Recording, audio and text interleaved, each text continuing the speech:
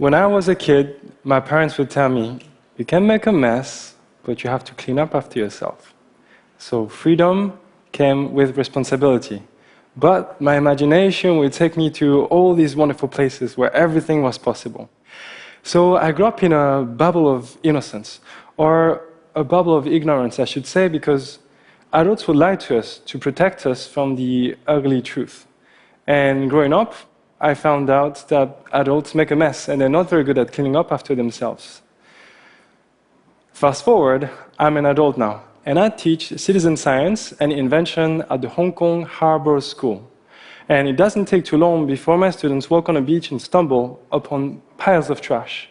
So as good citizens, we clean up the beaches. And no, he's not drinking alcohol. And if he is, I didn't give it to him.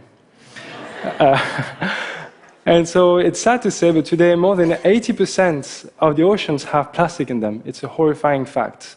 And for the past decades, we've been taking those big ships out and those big nets, and we collect those plastic bits that we look under a microscope, and we sort them, and then we put this data onto a map.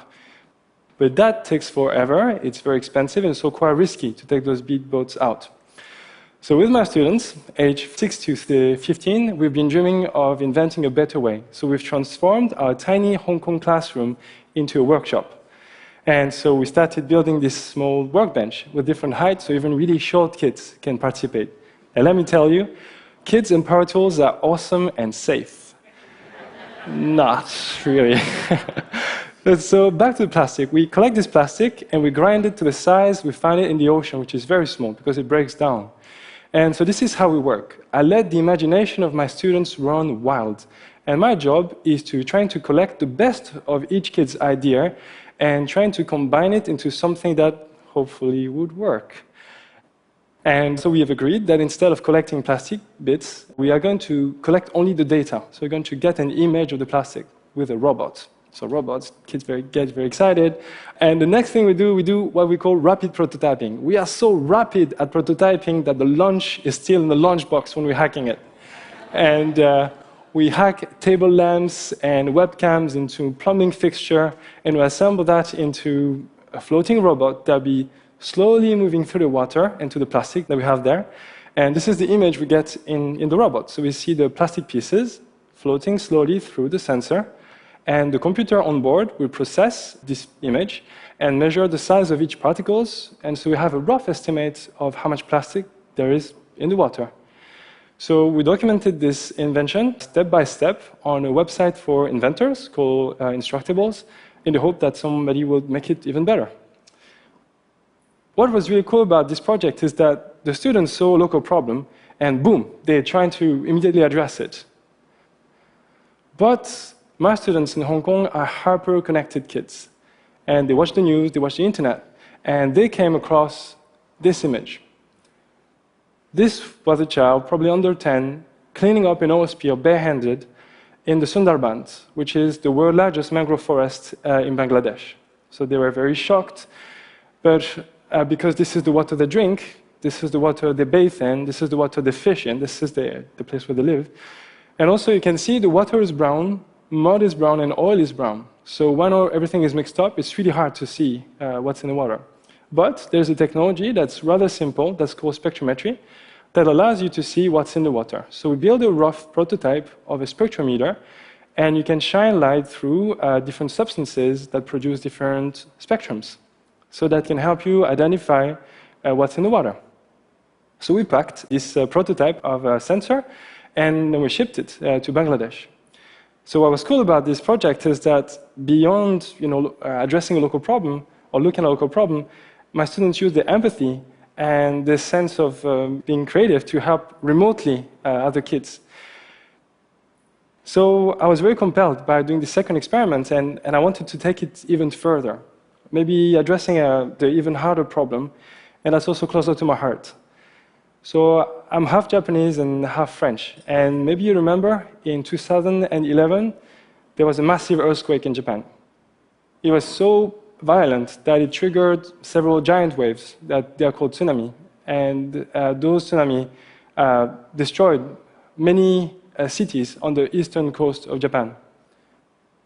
More than 14,000 people died in an instant. Also, it damaged the nuclear power plant of Fukushima, a big nuclear power plant just by the water. And today I read the reports, and an average of 300 tons are leaking from the nuclear power plant into the Pacific Ocean. And today the whole Pacific Ocean has traces of contamination of cesium-137. If you go outside on the west coast, you can measure Fukushima everywhere. But if you look at the map, it could look like most of the radioactivity has been washed away from the Japanese coast. And most of it is now, it looks like it's safe, it's blue. Well, reality is a bit more complicated than this. So I've been going to Fukushima every year since the accident, and I measure independently and with other scientists on land, in the river. And this time, we wanted to take the kids. So of course, we didn't take the kids. The parents wouldn't allow that to happen. But every night, we would report to mission control, different masks they're wearing. It could look like they didn't take the work seriously, but they really did, because they're going to have to live with radioactivity their whole life. And so what we did with them is that we're discussing the data I've collected that day and talk about where we should be going next, strategy, itinerary, etc. And to do this, we built a very rough topographical map of the region around the nuclear power plant.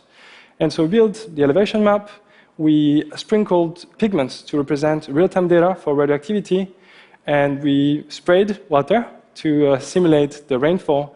And like this, we could see that the radioactive dust is washing from the top of the mountain into the river system and leaking into the ocean. So it's a rough estimate.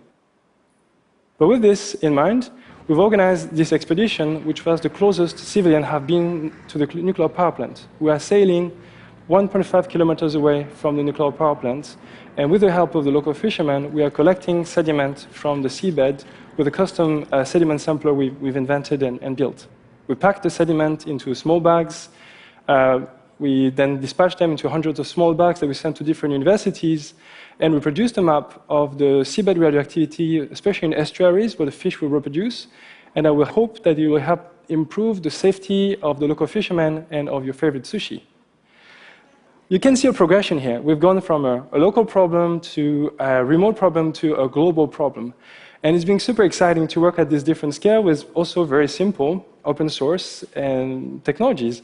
But at the same time, it's been increasingly frustrating because we have only starting to measure the damage that we have done. We haven't even started to trying to solve the problems. And so we even wonder if we should just take a leap and trying to invent better ways to do all these things. And so the classroom started to feel a little bit small. So we found an industrial site in Hong Kong, and we turned it into the largest makerspace focused on social and environmental impact. It's in central Hong Kong, and it's a place where you can work with wood, metal, chemistry, a bit of biology, a bit of optics. Basically, you could build pretty much everything there. And it's a place where adults and kids can play together. It's a place where kids' dreams can come true with the help of adults, and where adults can be kids again. We're asking questions such as, can we invent the future of mobility with renewable energies, for example? Or can we help the mobility of the aging population by transforming very standard wheelchair into cool electric vehicles? So plastic, oil, and radioactivity are horrible, horrible legacies, but the very worst legacy that we can leave our children are our lies. We can no longer afford to shield the kids from the ugly truth because we need their imagination to invent the solutions. So, citizen scientists, makers, dreamers, we must prepare the next generation that care about the environment and people, and that can actually do something about it.